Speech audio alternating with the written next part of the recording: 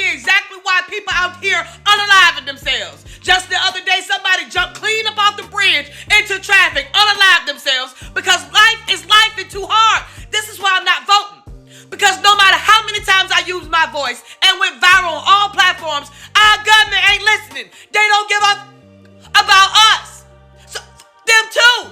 We sitting here struggling for real, boo, and all people want to do is laugh at what Trump got to say about Biden, an incompetent 3-year-old. The whole is a joke. Do y'all know that we filed our taxes back in February? We still haven't got our tax return yet. People like me use our tax return to catch up on the bills that happened throughout the whole year. So now we just sitting here trying to catch up on bills with the income that we have without our extra little money to help us get ahead. We still waiting on our tax return, and we ain't the only one. We know it's so many people still waiting on their tax return. We're struggling and suffering in silence. I don't get food stamps. I don't get WIC. And our government ain't doing shit but making this a joke. We done worked all our life. My husband has too. Walking back and forth in inclement weather, getting rocks in his shoes just to make it, just to go backwards. They did all that work for Dollar Tree. Nothing is paying off. We're not out here unaliving people, causing wars, selling street pharmaceuticals to people on the street. We're trying to do everything to give back to the homeless, to help our community, and we still can't get ahead. That's why I'm not voting.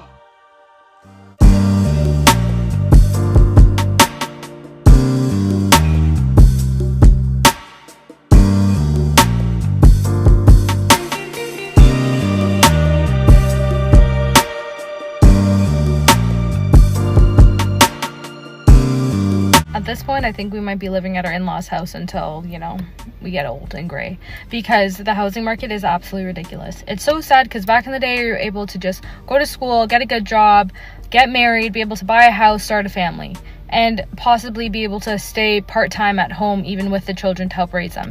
Now it's like, no, you get married, where are you living? Maybe we're going to live in a shoebox, maybe we're going to be homeless living on the street, because why is a 1-bedroom, 1-bath like $800,000?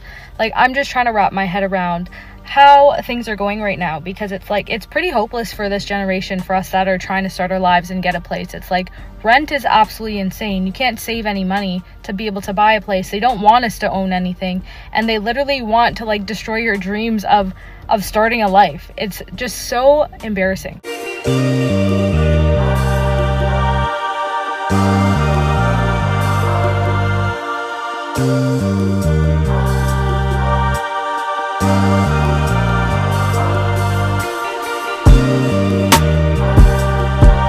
I just got denied for an apartment. I have to move out of my beautiful, big ass 2-bedroom apartment with a foyer and a separate kitchen and windows in every room. We're not going to talk about it. Just got denied for an apartment because with me and my friend who are going to be moving in together, her credit score is not high enough for us to qualify together, but my income is not high enough for me to qualify on my own. Although I have a 740 credit score, I have savings, and I make 30 times the rent. But because I don't make 40 times the rent on my own, although we make more than 40 times the rent together, we don't qualify. We don't deserve to have a home according to New York City real estate. And I'm just like, I don't understand, because it's like, so credit is powerful enough to make you a poor applicant when it's not good, but it's not powerful enough to make you a good applicant when it's good? So I just got home from touring an apartment, and this whole drive home, I have been stewing with anger, because between the time I signed up for that tour a week ago and the time I got there to do the tour today, the price of the unit I was interested in has gone up by $300. $300 in a week. And I no longer qualify for the unit at all, because it went up by $300 in a week. And they were talking about, well, the supply and the demand. The supply and the demand. That's why it went up. They skyrocketed over the last week because of the supply and the demand. What are these landlords going to do These property management companies, because it's not even necessarily like individual landlords, it's these property management companies. What are they going to do when nobody can afford to live in their apartment complexes?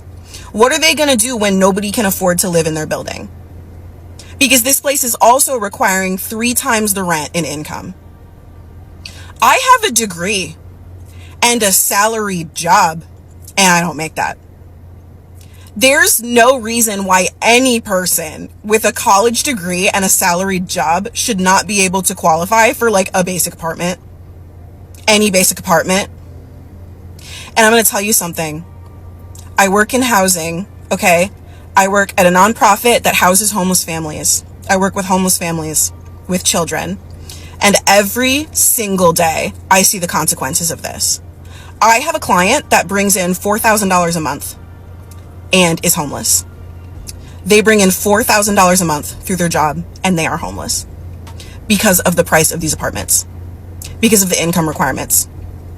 I see every day these people going to look at apartments, applying for apartments, and getting priced out by the time they can fill out the application, priced out between the time they tour the apartment and apply, priced out between the time they see the apartment and when they apply, and sometimes it's one day and they're priced out. Some of these people have evictions. I don't give a fuck what you think about evictions. You can have an eviction from 6 years ago. Good fucking luck. You're homeless. You're homeless because you got evicted once 6 years ago because you lost your job. I see people dealing with the consequences of unfair and illegal evictions. People who are homeless because they were a stay-at-home mom and their husband died. And some of these people have income. Like I said, I have a client that brings in $4,000 a month and can't afford to live anywhere. And what are these places going to do when no one can afford to live there anymore? And all of these people who would say that this is fair, the landlords should be able to make a profit off of housing, right? That's a whole different, don't even get me started on for-profit housing. But all of the people that would say this is fair, the landlords should be able to make a profit. All these people that are bringing in money and can't afford to live, that's their own problem. We should just throw them to the wolves. We shouldn't be giving them any money. On my way to that apartment tour, by the way, I drove past a cop kicking a homeless man off the corner. Like he had anywhere else to go. There's nowhere to go. There's nowhere to go. And I'm going to tell you something. I'm going to tell those people something. Those people who are anti-spending money on homeless people. My organization, which is one of literally a million in the United States, spends an average of $30,000 to provide emergency shelter to our clients. $30,000 per client. And that doesn't include the rehousing. That doesn't include the stabilization. That just includes paying for their emergency shelter. Just the bed. $30,000 per client. Per family. And that is all government grants. That's all government money. It's all coming from emergency shelter grants from the government. It would be so much cheaper for everyone, less of a burden on everyone, if rent was just affordable. Like, there's literally no downside to making rent something that people can afford. There's no reason I should have a homeless family in my care that's bringing in $4,000 a month.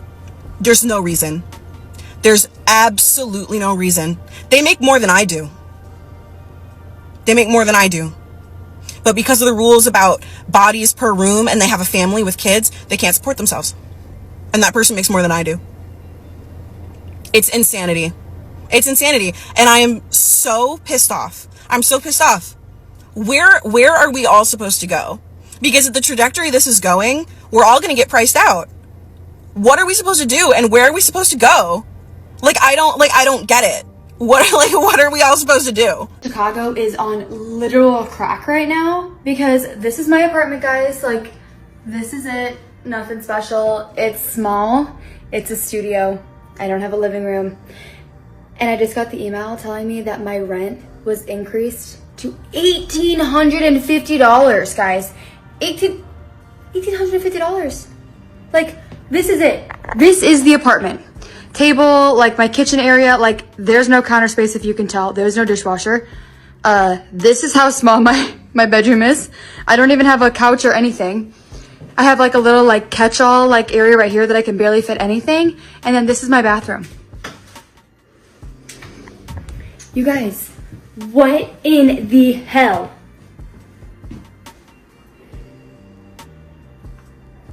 I don't know how I'm gonna afford living in Chicago anymore, because I'll tell you right now that for a girl who's been in the industry for 2.5 years, I can't afford an $1,800 apartment. You cannot budget your way out of a bad economy and greed. I just saw a girl on here say her rent is going up from $1,300 to $1,800. Nothing's changing, just a $500 increase because they can do that. And it was so upsetting hearing the anger and frustration in her voice, because obviously if she re-signs but can't make those monthly payments, she'll be facing eviction and homelessness. But if she chooses to relocate, that's also very expensive, because a lot of places want first month, last month, and security deposit, which is oftentimes equivalent to 1 month's rent, which, by the way, rent these days, you're not finding anything under like $1,500. Then you have to pay for your U-Haul if you want to get movers, if you want to move across state lines to hopefully find something cheaper. Like, all of that adds up for one event, and you're looking at $7,000 or more. Now, who has that just sitting around in the bank these days? I would love to know. Tell me your secrets, please. But it's just scary. Even private landlords are being impacted because their property taxes are going up, so now they have to up the rent on their tenants. And I just want to know, where do we all fit in this system? What is the angle here for us? And I hate to say this, but I feel like there is no angle for us other than to be weeded out. We're not in the big picture. Our well-being, our basic human rights, food, shelter, that kind of stuff, that's not on the agenda of these private corporations who are upping the prices on these complexes, or the government and the economy that claim to care about us so much. We're not on their agenda. So like I said in the beginning, it's just scary, because no matter how you try to sit there and go over your budget and review your monthly statements and try to stop spending here and stop spending there, you cannot budget your way out of a shitty economy and greed. I don't know. It's scary. Let me let y'all in on a little secret I learned working in property management. If you live in an apartment complex and your utilities are included, or your utilities are paid through your apartment complex, you know they're not doing that just to be nice and make it convenient for you, right? It's either for one or two reasons. One, they're getting a kickback, especially with that internet. Like, if they're charging you $100 for an internet package, I guarantee you they're getting that internet for $50 to $75 per unit. So they're just pocketing the rest of your money. Or they're scratching somebody's back. So it's some type of business partnership. And you know, they just want to hook up one of their homeboys and make sure they get paid for every tenant and every door that they have at their apartment complex. So yeah, that's your sign to start putting that plan in place to purchase a home. This message is for all my homeowners out there. How y'all feeling? Yeah, y'all got that email yet saying y'all property tax done increased this year? Yeah, that insurance rate just going up higher and higher, ain't it? Yeah. Yeah, we just got an email this morning saying our mortgage payments done went up substantially. Yeah, so at this point, Uncle Sam, I'm gonna need to see you outside, because we gonna have to squabble. I'm gonna need that fade. Everybody talking about, oh, you need to buy a house. Yeah, until that mortgage rate go up. Till that escrow payment just skyrockets. Oh, man, and don't let nothing need to be fixed in the house. Yeah. You remember back in the day, you used to call maintenance, hey, maintenance, can you please send someone to 304? My AC unit is out. Yeah, let your AC unit go out now. You scared to call someone. You steady opening windows, because you already know that bill gonna be higher than Smokey in the pigeon coop. Boy, I tell you. Let me know if it's just me who want to put hands on Uncle Sam. Let me know. I'm just checking on y'all. I'm praying for us. I'm selling my home after being a homeowner for only 1 year, and here's why. Saying I'm a homeowner is a lot better than actually being a homeowner. There's a lot of work that goes into maintaining a home that I'm just not willing to do, to be honest. Also, I prefer living in an apartment because of the amenities. You have parking garages, you have security, you have a pool, you have trash pickup. And then I'm a mom, so as far as safety goes, like, I could live on the second floor, the third floor, fourth floor, and I wouldn't have to worry about someone like getting into my home. Like, I just feel like it's a lot more safer. I've always felt a lot safer. When something goes wrong in your house, you are responsible for fixing said problem. When you live in an apartment or when you have a landlord, they have to handle maintenance. You can pick up the phone, hello maintenance, help me. When you have your own home, you can have a warranty, but there's oftentimes a deductible associated with that warranty. It's a headache. It's a true headache. My neighbors in my community suck. Like I have a few good neighbors, but I have a few not so great neighbors, and it's just, I don't know, I just feel like it's not worth it to settle and live around people that I don't want to live around forever. I don't know if I have ADHD or ADD, or I don't know, but like also too, I'm not the type of person that wants to like sit in one place forever. Like I love movement. Like I don't want to be in one place forever. So, and I have commitment problems. I can't commit to one place. Like that's just not for me.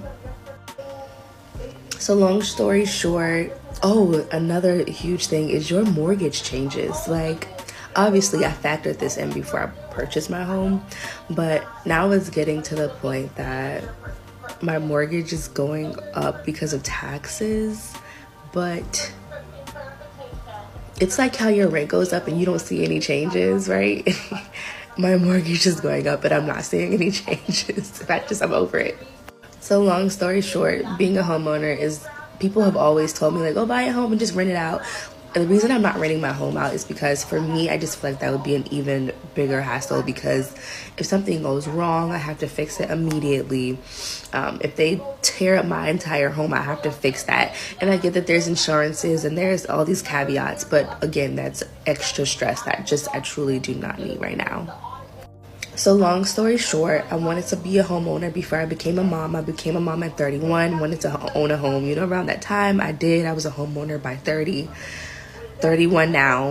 I'll be 32 in a few months, and I just want to be done with this. I don't want to be a homeowner anymore ever again. Like I'm not interested in it. And my advice to anyone who is like wanting to be a homeowner or feeling bad that you're not a homeowner, take your time. Take your time. Enjoy those amenities at those apartments. We bought our house in 2018, and if we were to buy it today in 2024, we wouldn't be able to afford it. In 2018, we paid $370,000 for it. We just got it appraised, and it is now worth $720,000. We did a VA loan, so we put 0% down. Today, we would do the same thing, VA loan, 0% down. We've since refinanced it whenever rates became really, really low, but whenever we bought it at a 4.5% interest rate. That interest rate today would be 7.4%. So our principal and interest in 2018 was $1,874. Today, with that 7.4% interest rate, our principal and interest would be $4,985. Taxes in 2018 were $1,020 a month. And assuming that taxes would change, but with the sale of the house today, taxes would be $1,791 a month. So our monthly payment in 2018 was $2,894. Today, that would be $6,776. This is really sad for the younger generation.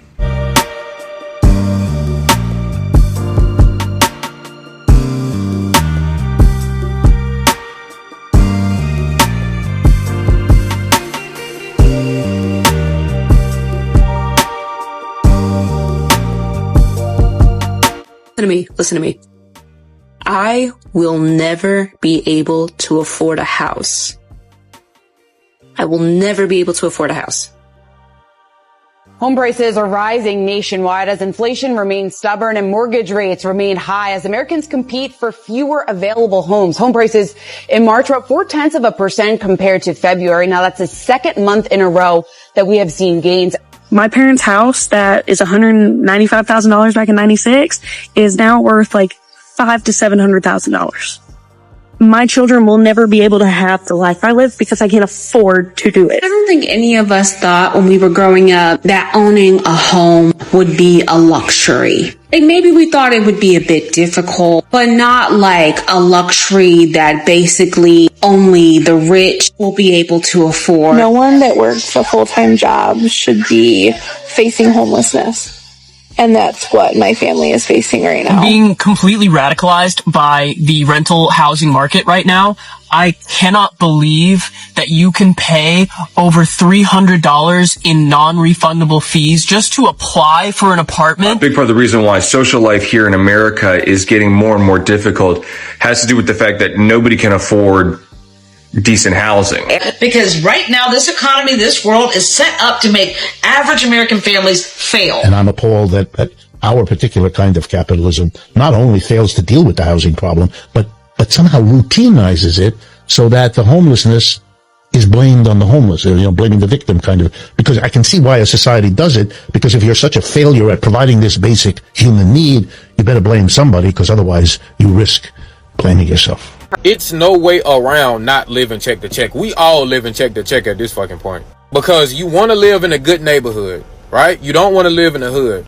Bills and shit, all this shit is not doing nothing but going up. The average fucking apartment, one bedroom is like $1,600. Especially if you living on your own, that's what make it twice as harder. That's why people always try to go out for like a second source of income, really just to have some free fucking money, like, you know what I'm saying? And it's kind of fucked up because it's like, okay, let's say you work 2 jobs. If you work 2 jobs, you don't have no fucking time to yourself, because when you away from the first job that you at, you thinking about going to the damn second job, or you got to get ready to go to that second job. Like, I swear, like the economy nowadays is like, it's to the point where it's meant for us to struggle. Like, a motherfucker making $25 an hour back in motherfucking 2014, that's goddamn $50 an hour. Now $25 an hour is like $16 an hour.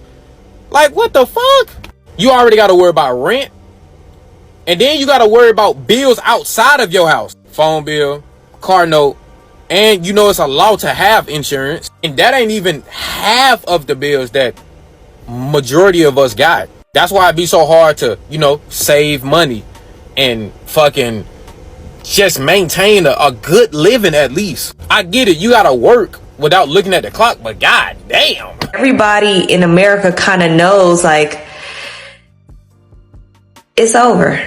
Like, there will be no recovery. Like, this is not like the other times. This ain't like 2008 where, we'll crash and then we'll get back up. If I can get my hands on a nice lump sum of money, baby, I'm buying land in another country and I'm out of here, because there's nothing left here but struggle.